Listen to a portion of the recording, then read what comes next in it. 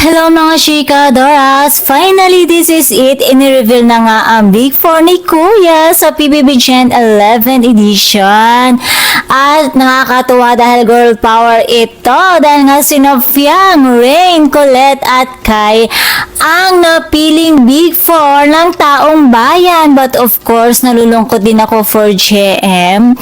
Dahil nga naman nalaglag siya o hindi siya naipasama sa Big 4. But masaya din ako dahil nga siya ang nakakuha ng 100,000 na pa-premyo ni Kuya at napatunayan naman talaga niya na talagang hindi niya sinusukuan kung ano man yung hamon na ibinibigay sa kanya. And kaya yun, nalulungkot ako dahil nga 'di ba, palaban talaga si JM and sobrang dikit na dikit talaga kung makikita natin talaga yung percentage nila. Sobrang dikit ng laban. And hindi naman porket lumabas na si JM ay end na ng kanyang journey. Of course, simula lamang ito ng journey ni JM at ipagpapatuloy niya ito sa labas dahil napaka-talented na tao ni JM.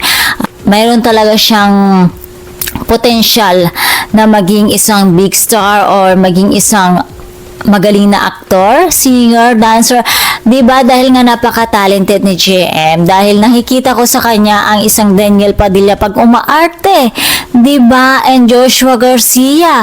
Oh, may bubuga si JM kaya naman simula lamang ito ng career ni JM. At kung tatanungin niyo ako mga chika Doras kung sino ang aking big winner, walang iba kundi si Kai pa rin, wala pa rin pinagbago. Kaya nga kinabahan ako kanina nung si Kai na at saka si JM ang natira, di ba mga chika Doras? Sobrang kinabahan ako talaga at sobrang happy ko nung si Kai na nga ang in-announce na isa nga sa Big 4. Kaya naman mga chika Doras, supportahan natin si Kai dahil nga feeling ko talaga siya talaga yung pinaka-deserving, pinaka-total package at siya talaga yung pinaka nagpakatotoo talaga sa lahat at siya talaga yung pinaka may ibubuga dahil nga nakikita ko sa kanya si Kim Chu, diba? Total package talaga siya, hindi lang maganda kundi napaka-talented and of course siya talaga yung alam natin na totoo, nagpakatotoo sa bahay ni Kuya. And syempre, kung sino man po ang bet nyo or kung sino man po ang mas deserving para sa inyo ay hindi po natin pipigilan yan dahil nga naman may kanya-kanya po tayong mga bet.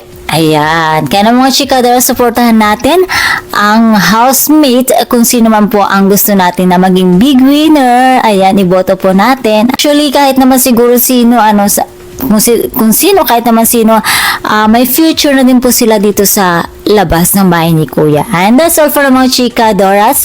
And for more showbiz update, please don't forget to like, share, and subscribe my channel. Thank you for watching.